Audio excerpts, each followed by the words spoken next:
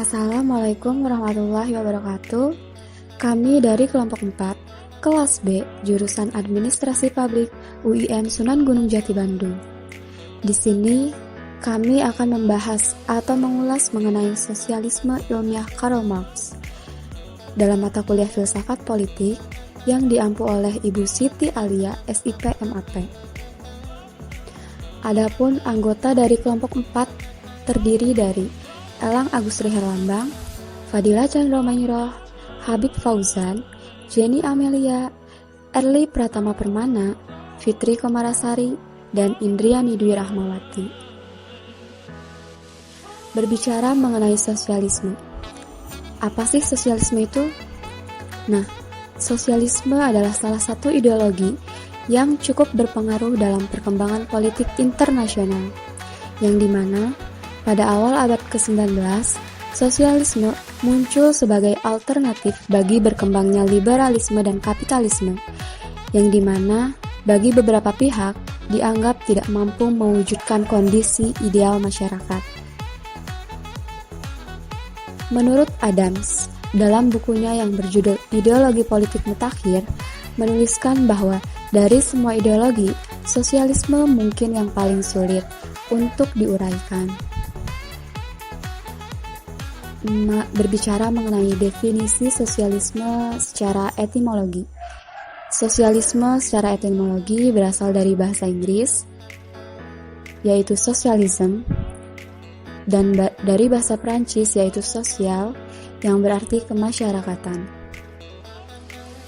Menurut sejarah, sosialisme pertama kali muncul di Prancis sekitar tahun 1830, yang dimana bagi aliran atau pandangan yang masing-masing hendak mewujudkan masyarakat yang berdasarkan pada hak milik bersama. Secara terminologi, istilah sosialisme dipahami secara bermacam-macam oleh para tokoh. Salah satunya Frans Bengisuseno yang mengemukakan sosialisme ke dalam 2 poin. Yang pertama, ajaran dan gerakan yang menganutnya bahwa keadaan sosial tercapai melalui penghapusan hak milik pribadi atas alat-alat produksi, dan keadaan masyarakat di mana hak milik pribadi atas alat-alat produksi telah dihapus. Sosialisme ilmiah juga diklaim oleh Karl Marx. Marx mengklaim bahwa sosialismenya adalah sosialisme ilmiah. Sosialisme ilmiah merupakan sosialisme yang mau memperlihatkan dengan meneliti hukum-hukum perkembangan masyarakat bahwa sosialisme dalam arti pasti akan datang. Sosialisme di dalam Encyclopedia of Social History didefinisikan sebagai sebuah istilah yang mengacu pada sebuah pergerakan atau sebuah teori organisasi sosial yang menginginkan kepemilikan atau pengontrolan secara bersama-sama terhadap produksi dan distribusi. Sejarah sosialisme pertama kali muncul sebagai reaksi atas berkembangnya industrialisme dan kapitalisme pada abad ke-19 hingga 20. Kebanyakan teoriti sosialisme menyarankan pentingnya kerjasama, perencanaan, dan kepemilikan publik untuk melawan kompetisi dan pencarian laba individual sebagaimana digagas oleh kapitalisme. Istilah sosialisme pertama kali muncul di Prancis sekitar tahun 1830. Umumnya, sebutan itu dikenakan bagi aliran yang masing-masing hendak mewujudkan masyarakat yang berdasarkan hak milik bersama terhadap alat-alat produksi, dengan maksud agar produksi tidak lagi diselenggarakan oleh orang-orang atau lembaga perorangan atau lembaga swasta yang hanya memperoleh laba. Selanjutnya, pandangan sosialismenya Marx.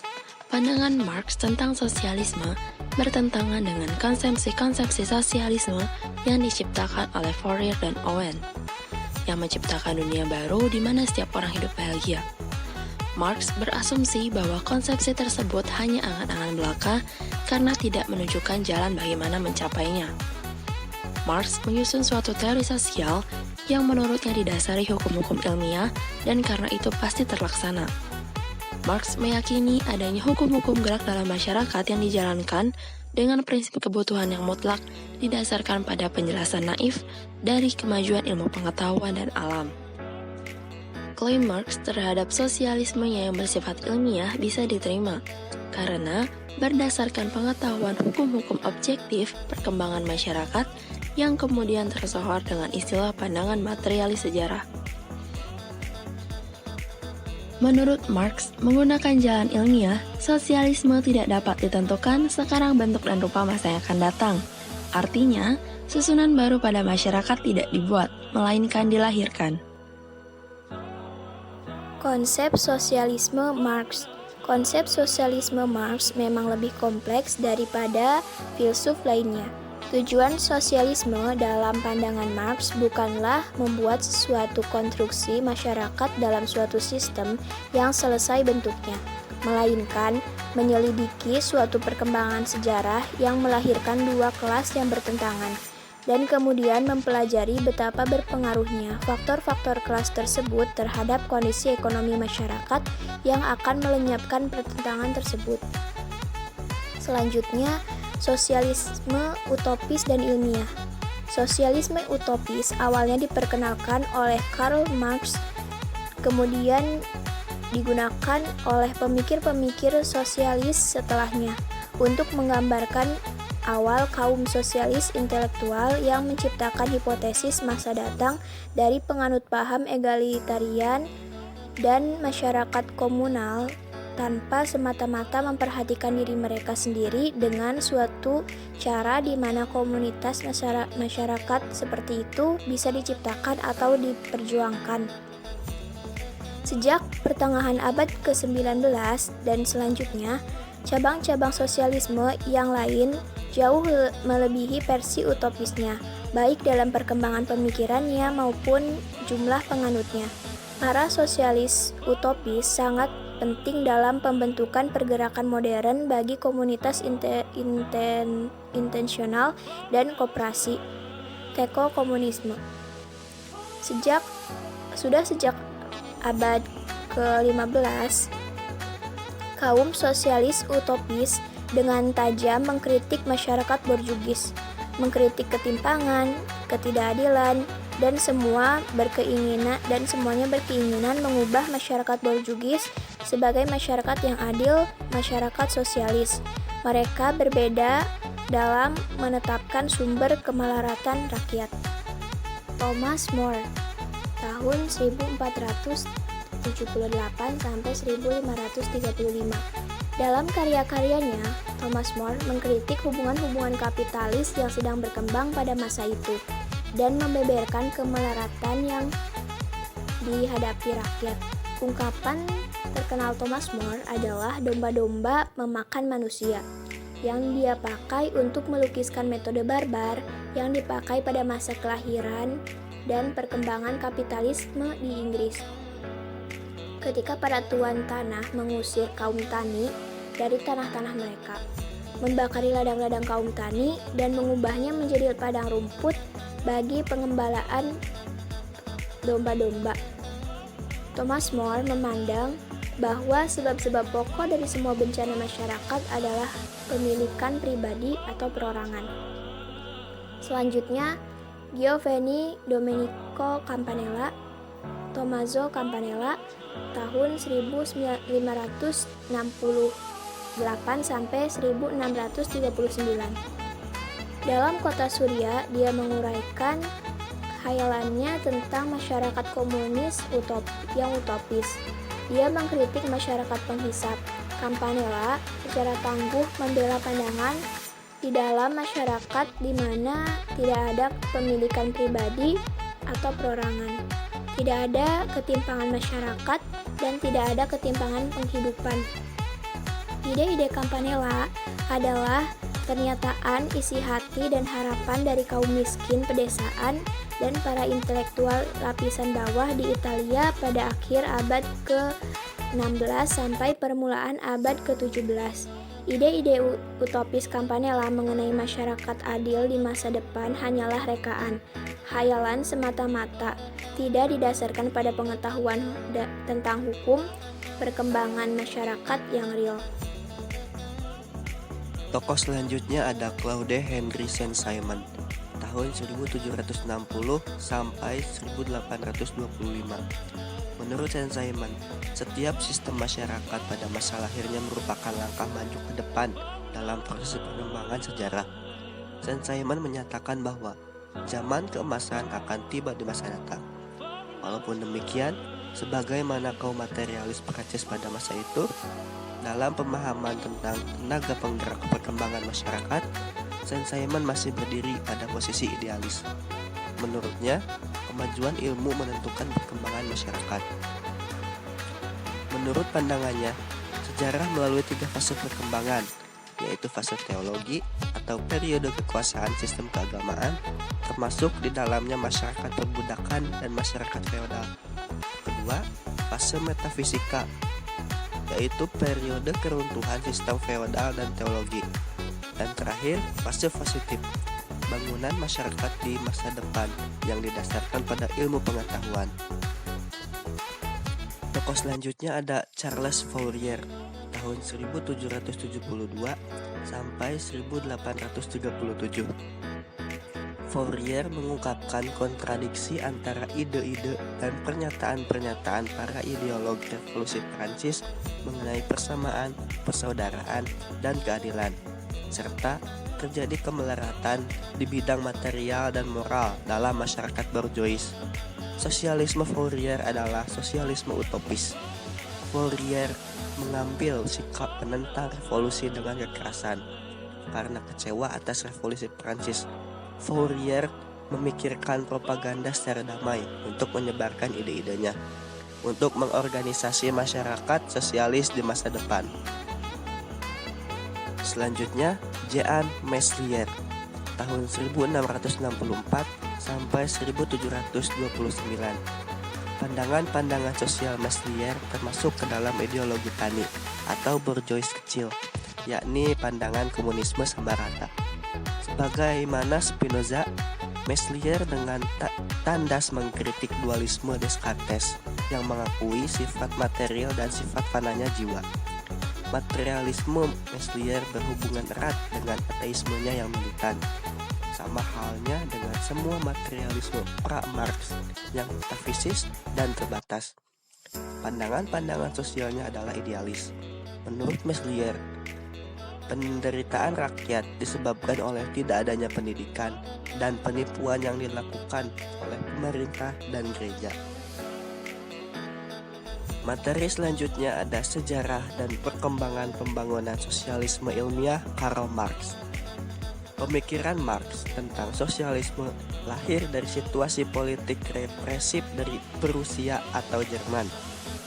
Masa itu yang telah menghapus kebebasan manusia. Berangkat dari situasi politik yang represif itu, Marx membangun konsep pemikiran tentang sosialisme yang menurutnya merupakan jalan yang jitu untuk melawan kapitalisme, sekaligus mengembalikan kebebasan manusia. Dasar pemikirannya itu dirumuskan sebagai berikut. Pertama, bagaimana membebaskan manusia dari penindasan sistem politik reaksioner. Kedua, bagaimana menghilangkan keterasingan manusia atas dirinya sendiri. Marx berkesimpulan bahwa keterasingan paling dasar adalah proses pekerjaan manusia. Tetapi, sistem kapitalis menjungkir balikan makna pekerjaan menjadi sarana eksploitasi. Ketiga, bagaimana penguasaan atas diri manusia yang membentuk kelas penguasa atau pemilik dan kelas yang tereksploitasi atau pekerja. Maka manusia hanya dapat dibebaskan apabila milik pribadi atas alat-alat produksi dihapus melalui revolusi kaum buruh. Dan keempat, pemusatan pada hak-hak pribadi haruslah dihapuskan. Penghapusan itu hanya dapat dilakukan dengan menerapkan sistem sosialisme. Teori pembangunan yang dikemukakan Karl Marx selalu didasarkan pada asumsi bahwa masyarakat terbagi pada dua golongan, yaitu masyarakat pemilik modal dengan masyarakat bukan pemilik modal, dan masyarakat pemilik tanah dengan masyarakat bukan pemilik tanah, di mana dalam kedua golongan ini terjadi konflik kepentingan. Menurut Marx, kemampuan para pengusaha terletak pada kemampuan mereka dalam memanfaatkan nilai lebih dan produktivitas buruh yang dipekerjakan. Nilai lebih merupakan selisih antara nilai produktivitas buruh dan upah yang kemudian menjadi keuntungan bagi para pengusaha. Materialisme dialektika. Dialektika adalah suatu cara pandang atau sesuatu dalam keadaan geraknya dan bukan dalam keadaan diamnya. Proposisi dasar dialektika adalah bahwa segala hal selalu ada dalam proses perubahan yang dinamik, yang seringkali prosesnya tidak terlihat dan tidak bergerak dalam garis lurus. Materialisme dialektis merupakan sebuah ajaran dari Karl Marx yang menyangkut peristiwa alam semesta. Marx mengatakan bahwasanya perkembangan sejarah manusia tunduk pada sifat materialisme dialektik. Hal ini didasari bahwa kelas-kelas sosialis adalah yang menentukan struktur dan perkembangan sejarah. Kelas sosial yang ada bukanlah suatu kebetulan, melainkan upaya yang dibentuk oleh manusia untuk memperbaiki kehidupan dengan mengadakan pembagian kerja. Prinsip dasar teori ini adalah bukan kesadaran manusia yang membentuk keadaan sosial, tetapi sebaliknya, keadaan sosial lah yang membentuk kesadaran manusia. Selanjutnya yaitu materialisme historis. Materialisme historis ini adalah perluasan prinsip-prinsip materialisme dialektik pada analisa mengenai kehidupan masyarakat atau penerapan prinsip-prinsip materialisme dialektik pada gejala kehidupan masyarakat atau semua aspek yang terjadi dalam fenomena masyarakat dan sejarah. Sementara itu, dalam materialisme historis Marx menunjukkan hukum-hukum objektif perkembangan masyarakat, menjabarkan secara ilmiah mata rantai sebab-sebab kelahiran, perkembangan, dan kehancuran sistem masyarakat beserta kelas-kelas sosial dalam suatu kurun sejarah. Materialisme historis menyatakan bahwa cara di mana umat manusia mengorganisir produksi materialnya menjadi basis bagi seluruh organisasi sosial. Basis tersebut kemudian menentukan semua aktivitas sosial lainnya, administrasi, hubungan antar kelompok manusia, produksi spiritual, moral, hukum, dan agama, dan sebagainya. Apa yang disebut aktivitas suprastruktur sosial tersebut selalu tetap terhubung dengan satu jalan atau yang lainnya pada basis sosialis.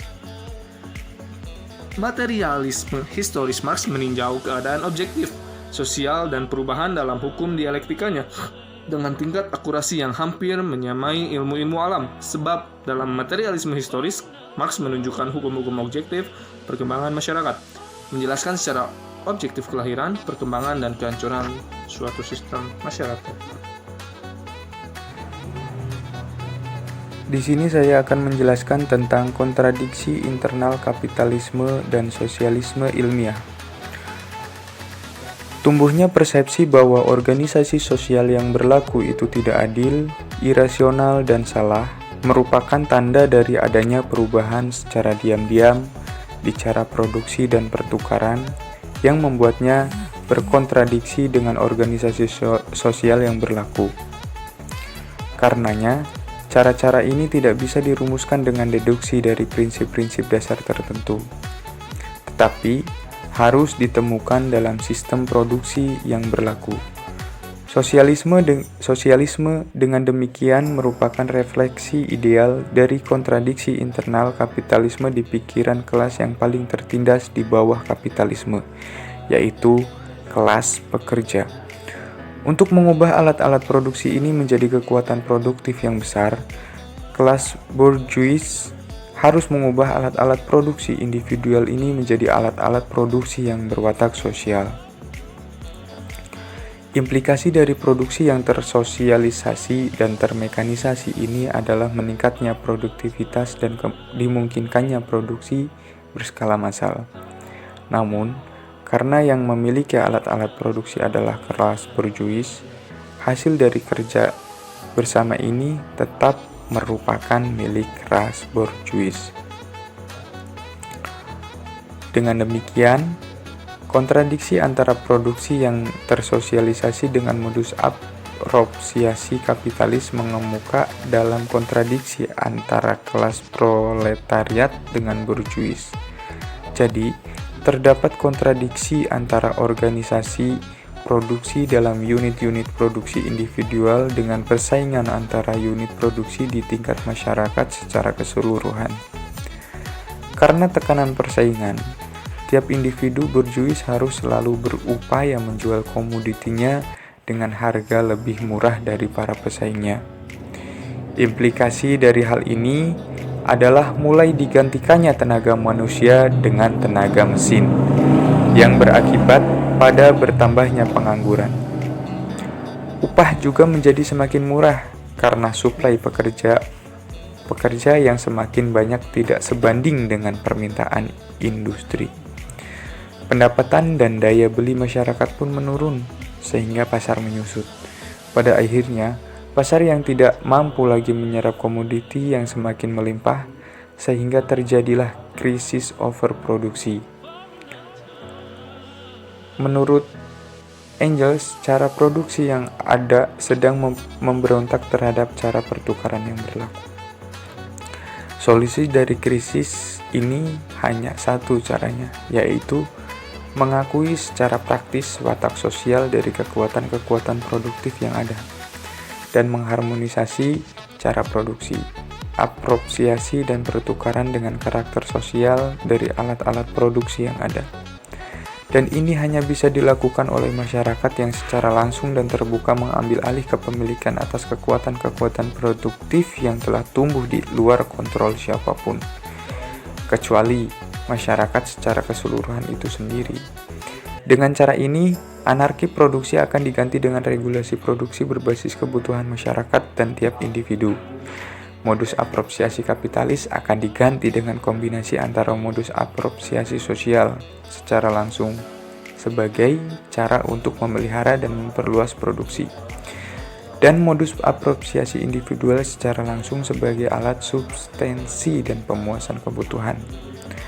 Selama kerja sosial secara total hanya menghasilkan produk yang sedikit berlebih dari yang diperlukan oleh semua orang untuk bertahan hidup, dan selama kerja yang diperlukan memakan seluruh atau hampir seluruh waktu sebagian besar anggota masyarakat, maka selama itu masyarakat berkelas akan terus ada. Hanya jika kekuatan-kekuatan produktif yang ada sudah memadai, maka perwujudan sosialisme menjadi mungkin. Dan sekarang, untuk pertama kalinya dalam sejarah, kemungkinan itu ada. Yang diperlukan saat ini adalah memberikan kelas proletariat pengetahuan akan kemungkinan ini dan tugas sejarahnya sebagai subjek revolusioner. Ini merupakan tugas dari ekspresi teoretik gerakan proletariat sosialisme ilmiah. Mungkin sekian pemaparan materi dari kami.